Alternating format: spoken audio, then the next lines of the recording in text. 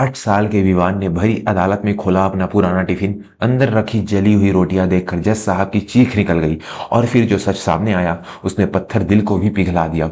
दोस्तों, इंसानियत और न्याय की इस नई कहानी में आपका स्वागत है। कहते हैं कि घर के बड़े बुजुर्ग बरगद के पेड़ की तरह होते हैं जो अपनी छाया में पूरे परिवार को सुरक्षित रखते हैं। लेकिन क्या हो जब वही रक्षक भक्षक बन जाए। जिला अदालत का कमरा खचाखच भरा हुआ था। आज शहर के सबसे रसूखदार और सम्मानित समाज सेवी ठाकुर गजराज सिंह के खिलाफ फैसला आने वाला था। लेकिन यह कोई मामूली केस नहीं था, क्योंकि इस बार गवाह के कटघरे में कोई और नहीं बल्कि ठाकुर गजराज सिंह का अपना 8 साल का पोता विवान खड़ा था। विवान के कपड़े पुराने थे, पैरों में हवाई चप्पल थी और हाथों में एक जंग लगा हुआ पुराना लोहे का टिफिन बॉक्स था। उसके सामने बैठे थे ठाकुर गजराज सिंह, जो सफेद खादी के कपड़ों में माथे पर तिलक लगाए किसी देवता की तरह लग रहे थे। उनकी आंखों में एक अजीब सा अहंकार था, जैसे उन्हें यकीन हो कि कानून उनका कुछ नहीं बिगाड़ सकता। जज रघुवीर सहाय ने अपना चश्मा ठीक किया और विवान की ओर देखा। उनकी 30 साल की वकालत और 10 साल की जजी में उन्होंने कभी किसी बच्चे की आंखों में इतना गहरा सन्नाटा नहीं देखा था। बेटा विवान, तुम डरो मत, यहाँ तुम्हें कोई कुछ नहीं कहेगा, तुम अपनी बात कह सकते हो, जज साहब ने बेहद नरम आवाज में कहा। ठाकुर गजराज सिंह के वकील, जो शहर के सबसे महंगे वकील थे, तुरंत खड़े हो गए। जज साहब, ये बच्चा अभी सदमे में है। इसके पिता की मौत हाल ही में हुई है और इसकी मानसिक स्थिति ठीक नहीं है। मेरे मुवक्किल, जो कि इसके दादा हैं, वो सिर्फ इस बच्चे की कस्टडी यानी देखभाल चाहते हैं। यह बच्चा बहकाया गया है। जज साहब ने हाथ उठाकर वकील को शांत रहने का इशारा किया। उन्होंने विवान से पूछा, बेटा तुम्हारे हाथ में यह क्या है? विवान ने कांपते हाथों से वह पुराना टिफिन टेबल पर रखा। पूरे कोर्ट रूम सांसें रोके रोके उस टिफिन को देख रहा था। विवान ने धीरे से टिफिन का ढक्कन खोला। अंदर न तो कोई सब्जी थी न चावल। अंदर थी 2 काली पूरी तरह जली हुई रोटियां और राख का एक ढेर। कोर्ट में फुसफुसाहट शुरू हो गई। लोग एक दूसरे को हैरानी से देखने लगे। जज साहब ने पूछा, बेटा यह क्या है? विवान की आवाज़ थर्राई, लेकिन अब उसने अपनी नज़रें नहीं झुकाई। उसने कहा, जज साहब यह मेरे पापा का आखिरी खाना है और यह राख उन रोटियों की नहीं, मेरे पापा के सपनों की है। ठाकुर गजराज सिंह के चेहरे पर पहली बार घबराहट की लकीरें दिखी। विवान ने बोलना जारी रखा, सब कहते हैं मेरे दादाजी भगवान है। उन्होंने शहर के बाहर आनंद आश्रम बनाया है। वहाँ वो अनाथ बच्चों को रखते हैं। दुनिया को लगता है कि वहाँ बच्चों को पढ़ाया जाता है, लेकिन सच यह नहीं है जज साहब। विवान ने अपनी माँ सावित्री की तरफ देखा, जो कोने में सिर झुकाए खड़ी थी। सावित्री एक विधवा थी जिसके पति की मौत 1 महीने पहले फैक्ट्री हादसे में हुई थी, ऐसा पुलिस रिकॉर्ड में दर्ज था। जज साहब, उस आश्रम के नीचे एक तहखाना है। विवान बोला, वहाँ बच्चों से पढ़ने के लिए नहीं बल्कि बारूद भरवाने का काम करवाया जाता है। मेरे दादाजी शहर के सबसे बड़े पटाखा व्यापारी हैं, लेकिन अवैध तरीके से। झूठ, यह सरासर झूठ है। ठाकुर गजराज सिंह अपनी कुर्सी से चिल्लाए, मैं एक समाज सेवी हूँ, मैंने हजारों जिंदगियां संवारी हैं। यह बच्चा अपनी माँ के कहने पर मुझे बदनाम कर रहा है। जज ने हथौड़ा चलाया। ठक ठक। शांति, बच्चे को अपनी पूरी बात पूरी करने दीजिए। दोस्तों, कहानी में आगे बढ़ने से पहले अगर आपको लगता है कि बच्चा का शोषण करने वालों को कड़ी से कड़ी सजा मिलनी चाहिए तो अभी हमारे चैनल को सब्सक्राइब करें और बेल आइकन दबाएं, ताकि ऐसी सच्चाई की आवाज़ आप तक पहुंचती रहे। विवान ने अपनी जेब से एक छोटी सी आधी जली हुई डायरी निकाली।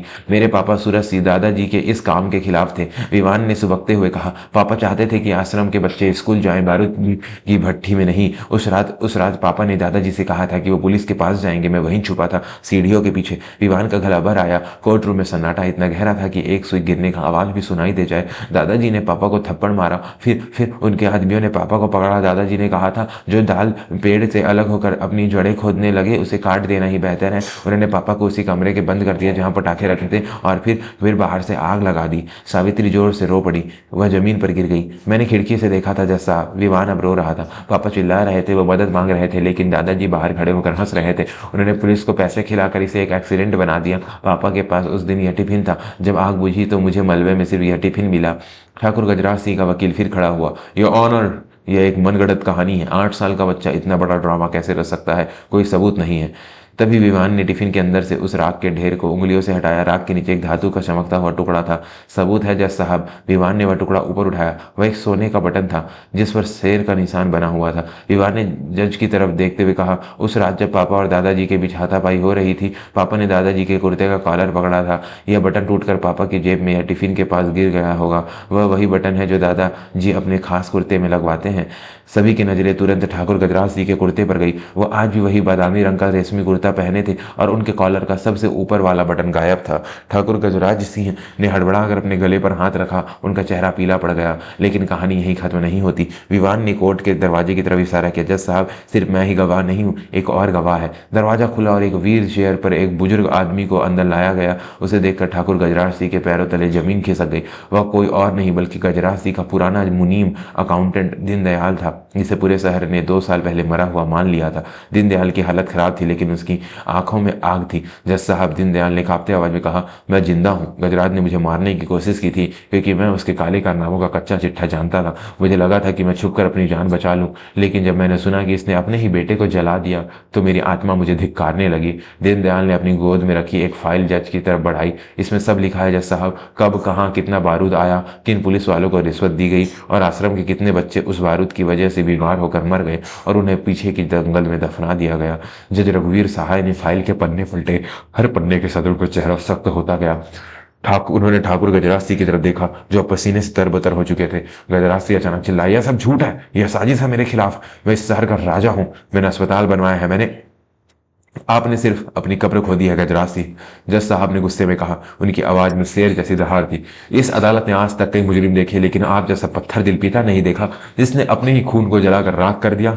एक जानवर भी अपनी औलाद की रक्षा करता है। तभी कोर्ट में मौजूद पुलिस इंस्पेक्टर, जो अब तक गजराज का वफादार था, चुपके से खिसकने की कोशिश करने लगा। इंस्पेक्टर कदम, अपनी जगह पर खड़े रहिए।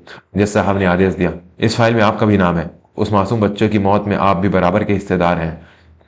कोर्ट रूम में तालियों की गड़गड़ाहट गूंज उठी। जनता का गुस्सा सातवें आसमान पर था। दोस्तों, बुराई चाहे कितनी भी ताकतवर क्यों न हो, सच्चाई के एक छोटे से दीपक से हार ही जाती है। अगर आपको इस नन्हे वीरान की हिम्मत पसंद आई तो वीडियो को लाइक जरूर करें, यह हमारे लिए बहुत मायने रखता है।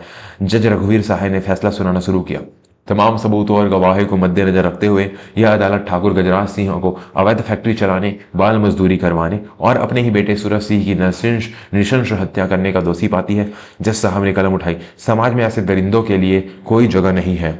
यह अदालत ठाकुर गजराज सिंह को फांसी की सजा सुनाती है और उनकी सारी संपत्ति जब्त करके उन अनाथ बच्चों के नाम करने का आदेश देती है जिनका उन्होंने शोषण किया। साथ ही मुनीम दीनदयाल की गवाही के आधार पर इंस्पेक्टर कदम और अन्य भ्रष्ट अधिकारियों को भी 10-10 साल की सजा सुनाई गई। फैसला सुनते ही सावित्री देवी दौड़कर विवान के पास आई और उनसे गले से लगा लिया। आज माँ और बेटे दोनों के आंसू नहीं रुक रहे थे, लेकिन यह आंसू दुख के नहीं बल्कि उस बोझ के उतर जाने के थे जो वो इतने दिनों से ढो रहे थे। ठाकुर गजराज सिंह को पुलिस हथकड़ी लगाकर ले जा रही थी। जाते जाते उन्होंने विवान की तरफ देखा। उनकी आंखों में अब भी गुस्सा था, लेकिन विवान ने डरने के बजाय अपनी जेब से वह सोने का बटन निकाला और वही जमीन पर फेंक दिया।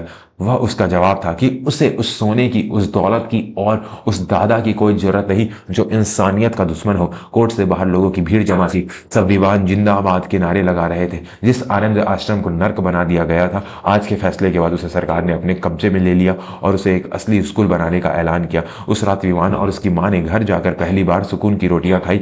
विवान ने अपने पापा की तस्वीर के सामने वह खाली टिफिन रखा और एक दिया जलाया। उसने धीरे से कहा, पापा, आज आपकी राख को इंसाफ मिल गया। अब कोई भी बच्चा बारूद के धुएं में नहीं बल्कि स्कूल की खाली हवा में सांस लेगा। निष्कर्ष और सीख। दोस्तों, यह कहानी हमें सिखाती है कि रिश्ता खून का नहीं बल्कि एहसास और कर्तव्य का होता है। एक पिता अगर रक्षक न होकर भक्षक बन जाए तो उसका विरोध करना पाप नहीं बल्कि सबसे बड़ा धर्म है। 8 साल के विवान ने साबित कर दिया कि सच बोलने के लिए उम्र की नहीं बल्कि जिगर की जरूरत होती है। जुर्म करने वाला तो पापी होता ही है, लेकिन जुर्म सहने वाला उससे भी बड़ा गुनाहगार होता है। विवान ने अपनी चुप्पी तोड़ी और न सिर्फ अपने पिता को इंसाफ दिलाया बल्कि सैकड़ों अनाथ बच्चों की जिंदगी बचा ली। अगर आपके आसपास भी ऐसा कुछ गलत हो रहा है तो अपनी आंखें बंद मत कीजिए, आवाज उठाइए, क्योंकि आपकी एक आवाज किसी की पूरी दुनिया बदल सकती है। आपको विवान की बहादुरी कैसी लगी नीचे कमेंट करके हमें जरूर बताएं। और हाँ, जाने से पहले हमारे चैनल का हिस्सा जरूर बने, चैनल को सब्सक्राइब करें, वीडियो को शेयर करें। हमें फिर मिलेंगे एक नई दिल को छू लेने वाली कहानी के साथ। तब तक के लिए अपना ख्याल रखें, अपने परिवार का ख्याल रखें। जय हिंद, जय भारत।